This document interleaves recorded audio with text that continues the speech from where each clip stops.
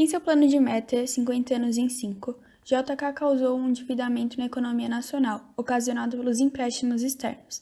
Por seus opositores, foi acusado de ter realizado investimentos apenas nas regiões mais ricas do país, negligenciando as regiões Norte e Nordeste. JK ficou apenas 5 anos no poder e nas eleições presidenciais de 1960, Jânio Quadros venceu e deu início ao seu período de governo, que durou apenas 7 meses. Em seu discurso de posse, fez acusações ao governo de Juscelino. Salientou a inflação, endividamento externo e ainda a corrupção, que se propagavam em todos os setores da vida pública. Em razão desse discurso, Jânio ganhou a oposição de muitos integrantes da Assembleia e do Senado, fato que dificultou sua curta gestão na presidência do Brasil. Ele era autoritário e conservador, tomava decisões e a comunicava a todos os ministros por meio de bilhetes. Além disso, o presidente impôs leis consideradas polêmicas, como a proibição de jogos de futebol e de corrida de cavalos em dias úteis, de rinhas, brigas de galo e de uso de biquíni. É importante ressaltar que Jânio Quadros assumiu um país com sérios problemas econômicos. O país estava endividado e a inflação anual chegava a 31%, valor considerado muito elevado para a época. Como forma de sanear a economia, o presidente foi obrigado a tomar medidas bastante impopulares, como congelar salários, demitir cerca de 10 mil funcionários públicos, limitar o crédito e ainda desvalorizar o cruzeiro em 100%. Ele também retirou os subsídios voltados à produção de trigo e aos transportes públicos, o que gerou o encarecimento de custo de vida do trabalhador brasileiro. Por esses motivos, Jânio Quadros perdeu a popularidade e em 25 de agosto de 1961 apresentou sua carta de renúncia. Em virtude disso, de acordo com a Constituição, o vice-presidente João Goulart deveria tomar posse. Entretanto, ele estava em visita oficial à China, país integrante do Bloco Socialista. Esse fato causou ainda mais temor em setores da sociedade que receavam a implantação do socialismo no Brasil. Diante da suposta ameaça comunista, um grupo de militares resolveu impedir a posse de João Goulart. A questão dividiu o país e os políticos geraram a formação de dois grupos. O que desejava o cumprimento da Constituição e a posse do vice-presidente, conforme previsto no documento, e outro que desejava impedir o retorno de João Goulart ao Brasil. O Marechal Henrique Teixeira Lott passou a liderar uma campanha para que a Constituição fosse cumprida e acabou preso sob a ordem do ministro da Guerra. Leonel Brizola, cunhado de João Goulart, lançou a campanha pela legalidade que exigiu o cumprimento da Constituição. Como solução, Plínio Salgado propôs a discussão de uma emenda constitucional que aprovasse a implantação da República Parlamentarista no Brasil. Dessa forma, João Goulart assumiria, mas não com amplos poderes. A emenda foi aprovada e João Goulart tomou posse no dia 7 de setembro de 1961. Porém, não deu fim aos problemas, pois João Goulart teve dificuldades em compor o ministério. Além disso, o primeiro-ministro, Tancredo Neves, afastou-se do ministério em 1962 para concorrer ao cargo de governador em Minas Gerais. Os novos primeiros ministros não permaneceram tempo suficiente no cargo para estabilizar o governo. Dessa forma, a crise econômica aumentava e o descontentamento da população era visível. Entre 1961 a 1963, o número de greves aumentou muito no país.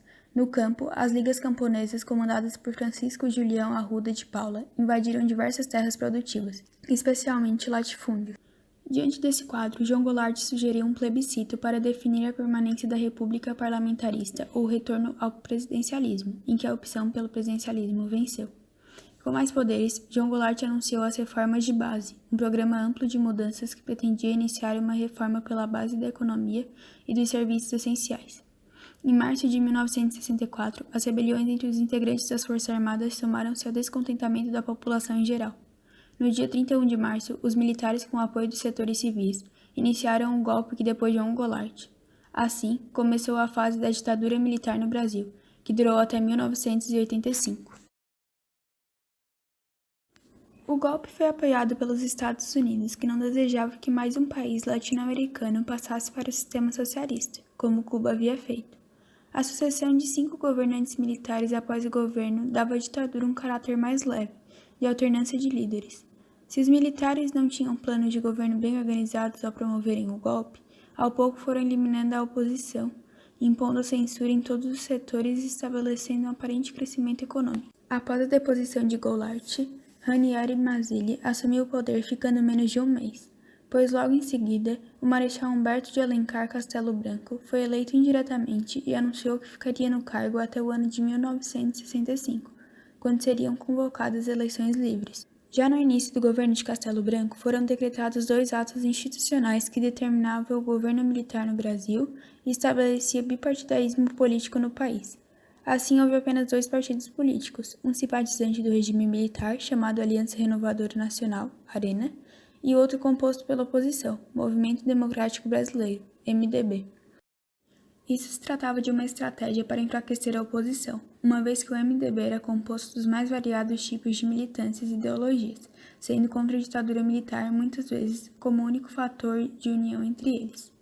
Durante o mandato de Castelo Branco, foram decretados mais 2 atos institucionais, os quais tornaram as eleições para governador indiretas, sendo o cargo ocupado por um oficial militar indicado pelo Estado, e determinou a elaboração de uma nova Constituição para o país.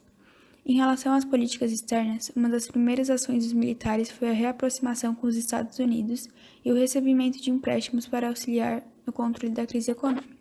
Em relação à segurança interna, as greves foram proibidas e as ligas camponesas dissolvidas com a prisão de muitos de seus integrantes. O governo de Castelo Branco ainda adotou medidas com o objetivo de diminuir o processo inflacionário que, no ano de 1964, havia chegado a 84% ao ano. Entre as medidas estavam o congelamento dos salários e a redução dos créditos. Além disso, ocorreu cortes no orçamento do governo e elevação dos impostos. Essas medidas tinham como objetivo cobrir os déficits públicos.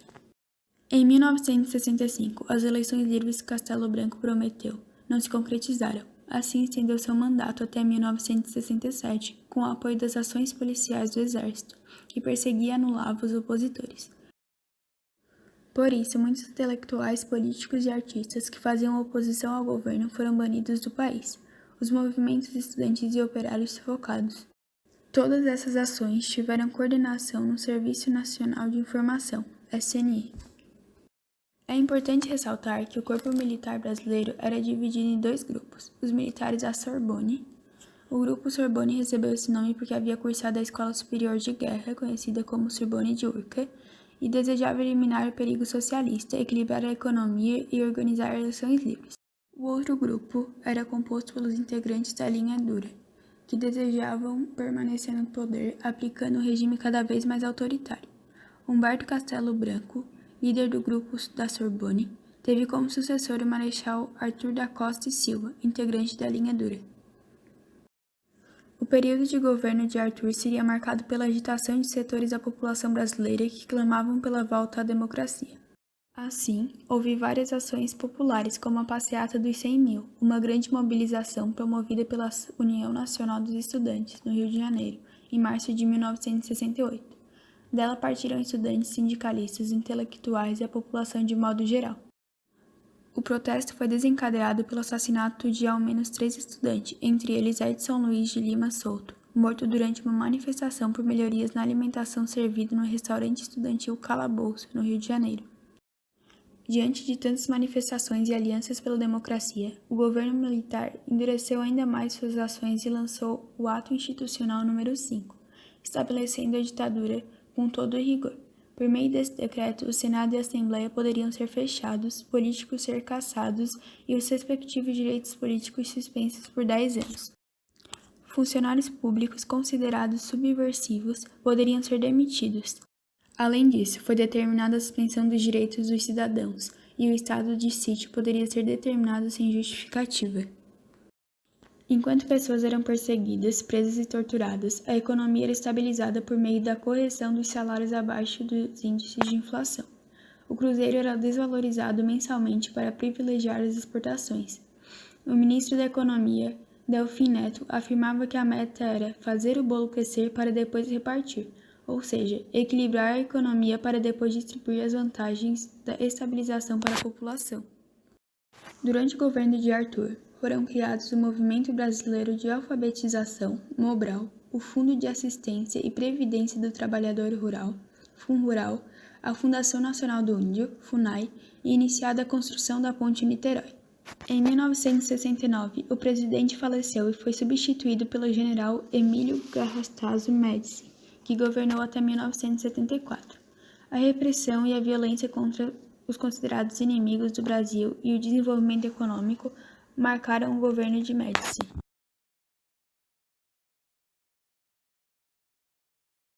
Em 1971, o governo de Médici anunciou o Plano Nacional de Desenvolvimento, com o objetivo de desenvolver economicamente o país, colocando-o em apenas 25 anos entre as nações desenvolvidas do mundo. E, para marcar esse crescimento espetacular, realizaram-se obras grandiosas. Foram iniciadas a Transamazônica e a usina hidrelétrica de Itaipu, além de inaugurada a ponte Rio-Niterói. Durante a gestão de Médici, o Brasil viveu um processo de crescimento muito rápido. A economia cresceu 11,4% e a inflação estabilizou-se em 15,7% ao ano, um índice recorde para um país que nos últimos anos dos governos populistas havia apresentado uma inflação anual de quase 90%. Porém, é importante lembrar que esse crescimento era decorrente de empréstimos volumosos do exterior e à custa da manutenção de baixos salários para as classes trabalhadoras. A dívida externa brasileira cresceu de 4,4 bilhões de dólares para 17,2 bilhões no fim de seu mandato. Assim, a todo o processo de desenvolvimento econômico foi dada a denominação milagre econômico. Apesar de toda a repressão e da estabilização da economia, os movimentos de esquerda cresceram e passaram a realizar ações contra o governo. A Vanguarda Armada Revolucionária Palmares, a Ação Libertadora Nacional e o Movimento Revolucionário 8 de Outubro são exemplos de movimentos atuantes nesse período. Esses e outros grupos promoveram ações guerrilheiras, assaltos a bancos para obter dinheiro para suas ações e até mesmo sequestro de embaixadores. Como reação aos movimentos, foi criado o Destacamento de Operações de Informações, Centro de Operações de Defesa Interna. Os métodos para eliminar a oposição e os integrantes dos movimentos guerrilheiros incluíam prisão, prática de tortura e desaparecimento de presos políticos. O controle dos meios de comunicação e a propaganda veiculada pelo governo, focada em grandes realizações para o crescimento do país, fizeram com que a maioria dos brasileiros desconhecesse as ações dos militares para a manutenção da ordem. Ernesto Geisel assumiu a presidência em 1974 e iniciou uma abertura lenta e gradual no país. Essa abertura foi sentida quando o governo permitiu que o partido da oposição, o MDB, fizesse uso do horário político na televisão e no rádio para as eleições legislativas de 1974. O resultado foi a derrota da Arena. Com o intuito de desacelerar a abertura e garantir a permanência da Arena como partido de situação, o governo criou mecanismos que procuravam dificultar as vitórias da oposição. Em 1975, foi criada a Lei Falcão, que reduziu o tempo das propagandas eleitorais e dificultava ou impossibilitava a exposição das plataformas políticas pelos candidatos do MDB. Também foi criado o senador biônico, que não era eleito pelo voto popular, mas nomeado pelo governo como forma de manter a maioria dos senadores aliados. Apesar desse período de afrouxamento da repressão, os militares da linha dura, temendo perder o comando do país e contrários ao processo de abertura gradual, continuaram com as prisões e torturas.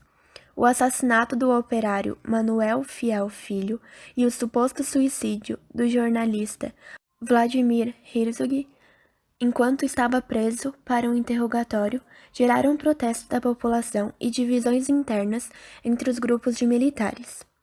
Foi nesse contexto que a figura de Luiz Inácio Lula da Silva começou a se tornar conhecida como líder sindical e opositor do governo militar. O último militar a governar foi João Batista de Oliveira Figueiredo, que assumiu em 1979 com a promessa de fazer do Brasil um país democrático. Figueiredo deu continuidade ao processo de abertura, possibilitando a volta do pluripartidarismo e concedendo perdão aos exilados políticos. Nesse período, os efeitos negativos do milagre econômico eram bastante aparentes. A inflação e a elevação do custo de vida já eram sentidos, frutos dos empréstimos externos e do custo das grandes obras que estavam sendo realizadas em várias partes do país. O atentado ao edifício da Ordem dos Advogados do Brasil, no Rio de Janeiro, e a tentativa de atentado no Rio Centro, no dia 30 de abril de 1961, onde se comemorava o Dia do Trabalho, não impediram que a abertura política iniciada durante o governo Geisel e mantida no governo Figueiredo decretasse o fim dos governos militares em 1985, dando início ao processo de redemocratização no país.